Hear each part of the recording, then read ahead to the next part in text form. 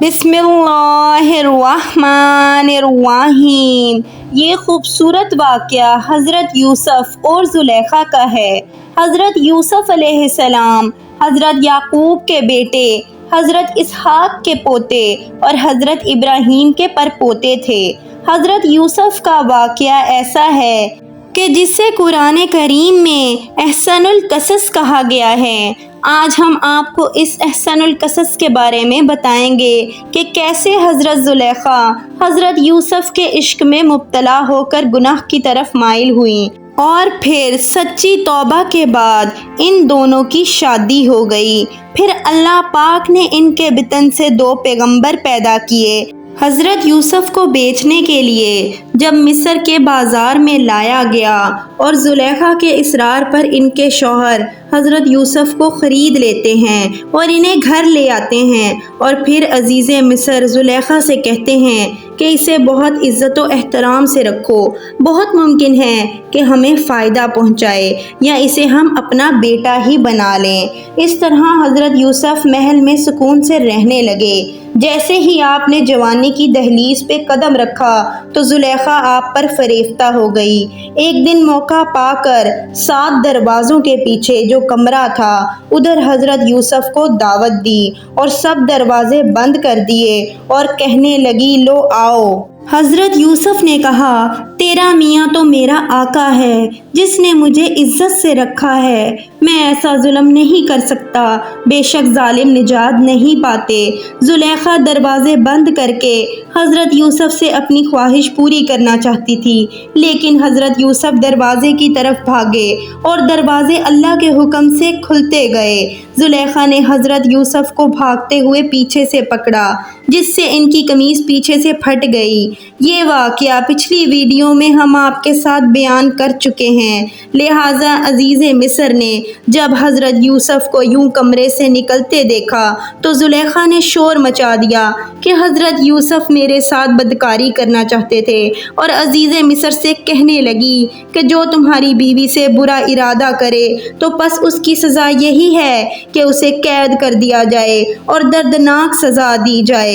اس پر حضرت یوسف بولے کہ یہی مجھے اپنی نفسانی خواہش پوری کرنے پر مجبور کر رہی تھی۔ اللہ پاک سورہ یوسف میں فرماتے ہیں کہ ان گھر والوں میں سے ایک گواہ نے گواہی دی کہ اگر اس کا کرتا آگے سے پھٹا ہوا ہے تو عورت سچی ہے اور یوسف جھوٹا ہے، اور اگر پیچھے سے پھٹا ہوا ہے تو زلیخا جھوٹی ہے اور یوسف سچا ہے۔ جب حضرت یوسف کا کرتا دیکھا تو وہ پیچھے سے پھٹا تھا۔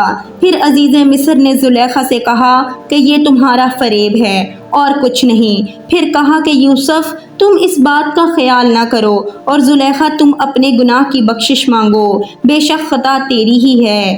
شہر کی تمام عورتیں زلیخا کو لعن طعن کرنے لگیں کہ اپنے غلام کے عشق میں ہی مبتلا ہو گئی ہے، اور عورتوں نے اس بات کو شہر میں پھیلا دیا، اپنے غلام کی محبت میں فریفتہ ہو گئی ہے۔ زلیخا نے تنگ آ کر ایک دن تمام عورتوں کی دعوت کی اور سب کو پھل تراشنے کے لیے پکڑا دیے، اور ساتھ ہی حضرت یوسف کو سامنے لا کھڑا کیا۔ ان عورتوں نے حضرت یوسف کی خوبصورتی میں مدہوش ہو کر پھلوں کی بجائے اپنی انگلیاں کاٹ لیں۔ زلیخا بولی، یہی وہ غلام ہے جس کے بارے میں تم مجھ پر لعنت ملامت کر رہی تھی۔ میں نے ہر چند اس سے اپنا مطلب حاصل کرنا چاہا، لیکن اس نے اپنے آپ کو روک لیا، اور جو کام میں کہہ رہی ہوں اگر یہ وہ کام نہ کرے گا تو قید کر دیا جائے گا اور رسوا ہوگا۔ پھر زلیخا کی منت سماجت کرنے پر عزیز مصر نے حضرت یوسف کو قید میں ڈال دیا۔ پھر 7 سال بعد عزیز مصر کے ایک انتہائی عجیب و غریب خواب کی تعبیر بتانے کے لیے حضرت یوسف کو رہائی مل گئی۔ عزیز مصر نے اپنی وفات سے پہلے ہی تمام اختیارات حضرت یوسف علیہ السلام کے حوالے کر دیے، چنانچہ ان کی وفات کے بعد ریان بن ولید نے حضرت یوسف کو ہی عزیز مصر بنا دیا۔ عزیز مصر کی وفات کے بعد زلیخا تنگ و دست اور محتاج ہو چکی تھی، اور آنکھوں کی بینائی بھی چلی گئی تھی۔ کسی نے اسے مشورہ دیا کہ آپ آ کر حضرت یوسف علیہ السلام جو کہ اب شاہ مصر بھی ہیں ان سے اپنا معاملہ ذکر کریں تو ہو سکتا ہے کہ وہ آپ پر رحم کریں اور آپ کی مدد فرما کر آپ کو غنی کر دیں، کیونکہ آپ نے بھی ان کا خیال رکھا تھا اور ان کو عزت دی تھی۔ اس پر جب کسی نے ان سے یہ کہا کہ ایسا نہ کیجیے گا، ہو سکتا ہے کہ ان کو آپ کا وہ سلوک یاد آ جائے جب آپ نے ان پر الزام لگایا، تو انہیں کافی تکلیف کا سامنا کرنا پڑا تھا، اور وہ بھی آپ کے ساتھ ویسا ہی سلوک کریں گے جیسا آپ کی وجہ سے ان کے ساتھ ہوا تھا۔ تو زلیخا فرمانے لگی، میں ان کی بردباری اور کرم نوازی کو جانتی ہوں، چنانچہ آپ حضرت یوسف کی گزرگاہ میں ایک ٹیلے پر بیٹھ کر ان کا انتظار کرنے لگیں۔ جب آپ قوم کے تقریباً 1,00,000 معزز لوگوں اور وزیروں مشیروں کے ساتھ نکلے اور زلیخا نے جب حضرت یوسف کی خوشبو محسوس کی تو آپ کھڑی ہوئیں اور آواز دی، پاکی ہے اس کے لیے جس کی عبادت نے بادشاہ کو غلام اور اطاعت کے سبب غلام کو بادشاہ بنا دیا گیا۔ آپ نے پوچھا، تم کون ہو؟ عرض کی کہ میں وہی ہوں جو آپ کی خدمت خود کرتی تھی، آپ کے بالوں میں اپنے ہاتھ سے کنگھی کرتی تھی، آپ کے رہنے کی جگہ کی صفائی کا خود خیال رکھا کرتی تھی۔ مجھے میرے کیے کی سزا مل چکی ہے، میری قوت ختم ہو چکی ہے، میرا مال ضائع ہو گیا، میری آنکھوں کی روشنی ختم ہو گئی اور میں لوگوں سے سوال کرنے پر مجبور ہو گئی ہوں۔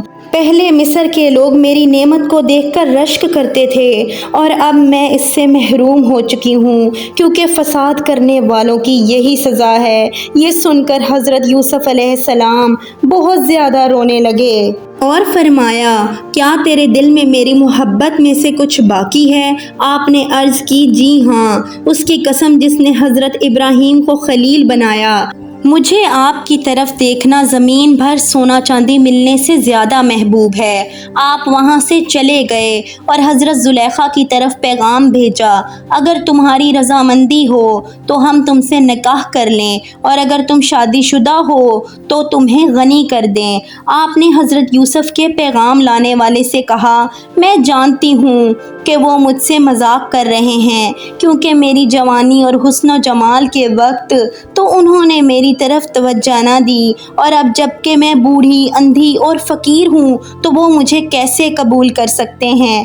بہرحال حضرت یوسف علیہ السلام نے ان سے نکاح کر لیا اور ان کے پاس آئے، پھر نماز پڑھی اور اللہ پاک سے ان کے لیے دعا کی، تو اللہ پاک نے حضرت زلیخا کا حسن و جمال، بصارت اور جوانی لوٹا دی۔ حضرت یوسف نے شادی کی رات حضرت زلیخا سے کہا، کیا یہ اس سے بہتر نہیں ہے جو تم چاہتی تھی؟ وہ کہنے لگی، اے یوسف، مجھے ملامت نہ کریں، میں حسین و جمیل نازوں میں پلی تھی اور میرا شوہر بھی ایسا تھا جو عورتوں کے پاس نہ جاتا تھا، یعنی کہ نامرد تھا، اور اللہ تعالیٰ نے آپ کو وہ حسن دیا تھا کہ میرا نفس مجھ پر غالب آ گیا تھا۔ شادی سے پہلے چونکہ آپ اسلام قبول کر چکی تھی، اس لیے شادی کی رات خود کو عبادت خداوندی میں غرق کر لیا اور اللہ پاک کا حکم آنے کے بعد ہی حق زوجیت ادا کیا۔ اور پھر حضرت زلیخا سے حضرت یوسف کے 2 بیٹے پیدا ہوئے۔ ناظرین، آپ کو یہ واقعہ کیسا لگا؟ کمنٹ باکس میں اپنی قیمتی رائے کا اظہار ضرور کیجیے گا۔ شکریہ۔